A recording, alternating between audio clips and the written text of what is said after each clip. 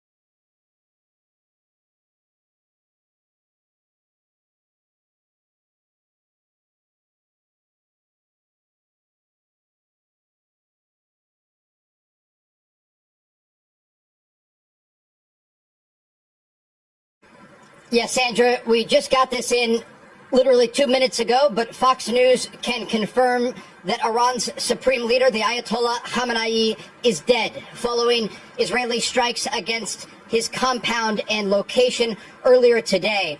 A senior Israeli official confirming this news. Earlier tonight, Israel's Prime Minister Benjamin Netanyahu describing the strikes not only against the supreme leader, but against much of the Iranian leadership. We know the breakdown in strikes focused on leadership for the Israelis and military targets initially for the Americans, and has since expanded as this campaign is expected to continue in the days and possibly even weeks ahead. As we're looking at the current situation across the region, we're also gathering new information on what the Israelis have been doing against Iran. We are told from a military official that the largest Israeli Air Force sortie against any country in the world was conducted this morning with 200 Israeli fighter jets targeting 500 different locations, dropping hundreds of munitions on a variety of different targets inside of Iran. The Israelis, while they were going after leadership, were also looking to neutralize the incoming ballistic missile fire that has targeted their country throughout the day. Sirens sounded across Israel throughout the afternoon, sending millions of people into bomb shelters. But again, the takeaway here, the Israelis have killed Iran's supreme leader. That is being confirmed to Fox News by a senior Israeli official. John, Sandra? Okay, so Trey, you're obviously breaking that news for us just now. We'll be looking for reaction, obviously, on the ground in Iran and all over the Middle East region. Absolutely. This is a major blow to the Iranian regime. Iran's supreme leader, the Ayatollah Khamenei, was not a figurehead. He was the man in charge of decisions as it relates to Iran's nuclear program, their expanding ballistic missile program, the hardline positions that made it impossible for the Americans to reach a diplomatic solution with the Iranians. And that led to a variety of conversations behind the scenes. And I can also report, having just gotten off of a background call with a U.S. official, that there were attempts made by the Trump administration, really olive branches given to the Iranians at the negotiating table, asking them to find a solution on the nuclear issue. These other issues, their ballistic missile program, their support of regional proxies, and even the crackdown on protesters, the Trump administration initially was willing to ignore those issues in order to get an agreement together on the nuclear program. And they simply were not willing to come to the table with reasonable demands. And despite the efforts by top negotiators that were sent to Oman and to Switzerland, whether it be Special Envoy Steve Witkoff or President Trump's son-in-law Jared Kushner, who we know have been working across the region around the clock over the past year, not just on this issue, but also to get a ceasefire in Gaza and implement the new Board of Peace to create stability in the region. The understanding was that the Iranian regime and the supreme leader himself, these were the last hurdles for the region between stability and instability. And this decision was made overnight by President Trump and Israeli Prime Minister Benjamin Netanyahu to launch these extensive strikes across Iran in order to neutralize that threat. President Trump overnight, when he made those remarks, said there could be American casualties. This is going to be a difficult fight because no war is easy, despite the fact that by tomorrow the Israelis believe they will have air superiority over the skies of Iran. But we have seen the Iranian response today, not just here in Israel, with the ballistic missile fire targeting major population centers, including Jerusalem, Tel Aviv, and Haifa, but also Gulf countries, Bahrain, the UAE, and Qatar. A regional diplomat telling Fox News this evening that 8 people were injured in Qatar during one of the attacks. One of them is in critical condition. And so there are serious consequences to this counterattack by Iran. But again, tonight, the news that is breaking across the region, Iran's supreme leader, the Ayatollah Khamenei, according to a senior Israeli official, has been killed. So, Trey, if that report from the senior Israeli official is correct, the big question is what comes next. The Ayatollah was 86 years old. I imagine that in the theocracy of Iran, they have got clerics lined up to take that position in the same way that they have planes lined up over Ben Gurion on the landing approach. So what does that mean for the future there in terms of the theocracy if that were to continue? Israel is looking east right now to the threat from Iran, but they're also looking north and south. Iran's largest proxies are Hezbollah, the Lebanese militant group in southern Lebanon, and the Houthis in Yemen. Hezbollah, according to an intelligence official I spoke to recently, still has thousands of rockets and missiles, and around half of them are within range of Israeli cities. And this is a serious threat still posed to Israel, despite the fact that the Israelis have degraded and destroyed much of the Hezbollah arsenal.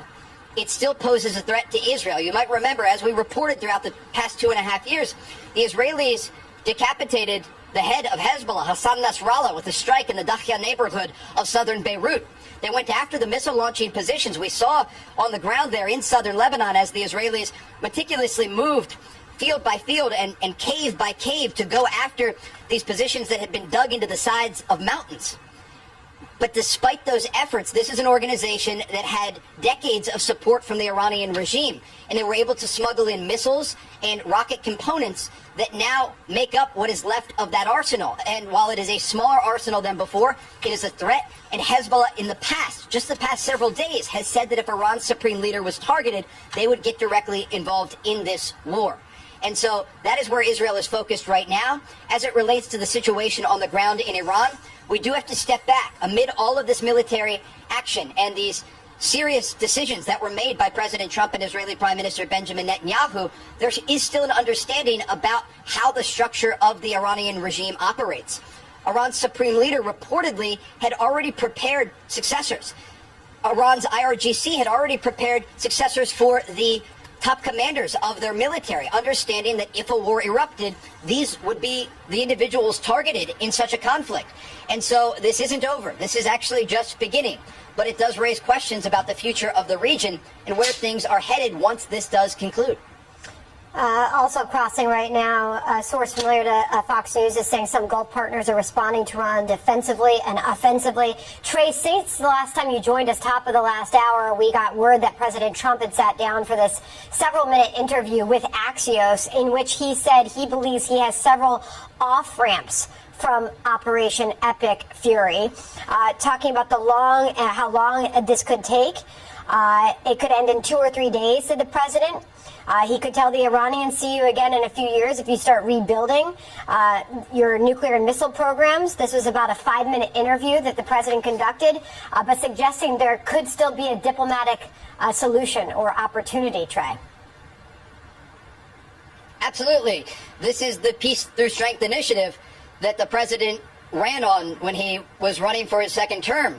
And when you look at the region, there are players in the region, including the Iranians, that often only understand strength. And that is a fact in the Middle East. And it's the reason that the Israelis have approached the conflicts that they are involved in the way that they have.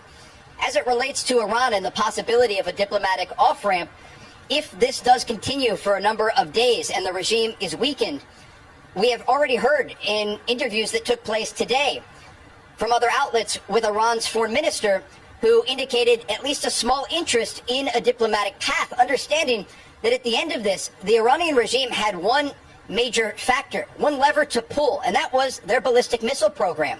Now, while they still will fire ballistic missiles, likely in the days ahead, when they have no nuclear weapon, they have a limited supply of missile launchers, and their regional proxies have been decimated over the past 2.5 years, it raises a very significant question.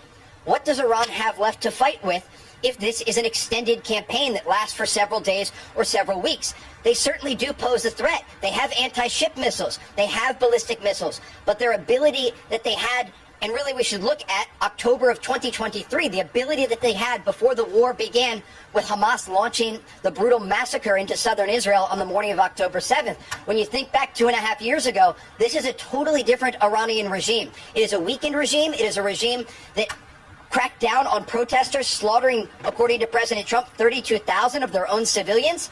That's behavior from a regime that is cornered, understanding that they have very limited options of how to respond. And so the days ahead will be quite interesting to see how the Israelis and the Americans move forward with strikes against Iran.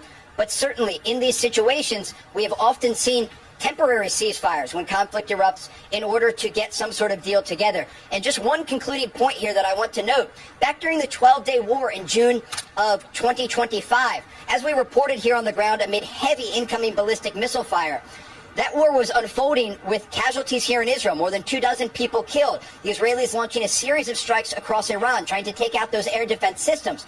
But it was when President Trump ordered Operation Midnight Hammer that the Iranians suddenly responded just once against a base in Qatar, Al Udeid base, and then in a way backed off. And it was President Trump, one man, who was able to decide the outcome of what comes next. And I remember a moment here on the ground. Israeli fighter jets were in the skies on their way to continue with the bombing campaign against Iran, and President Trump got on the phone and called off the strikes. So when the president feels that there's an opportunity for a deal, there are options and off-ramps to be taken. All right, Trey, confirming right here per senior Israeli officials.